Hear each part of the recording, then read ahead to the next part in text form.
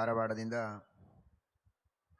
ಎಲ್ಲ ವಿದ್ವಾಂಸರು, ಗಣ್ಯ ಗೃಹಸ್ಥರು, ಎಲ್ಲ ಭಕ್ತರು ಬಹಳ ಶ್ರದ್ಧೆಯಿಂದ ಚಾತುರ್ಮಾಸ್ಯದ ಆಮಂತ್ರಣವನ್ನು ಕೊಡುವುದಕ್ಕೆ ಇಷ್ಟು ದೂರ ಬಂದಿದ್ದಾರೆ.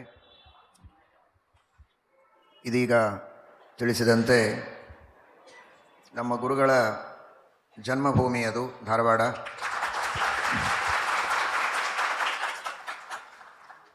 ಅನೇಕ ಈ ಪೀಠದ ಪರಂಪರೆಯಲ್ಲಿ ಬಂದ ಅನೇಕ ಯತಿಗಳ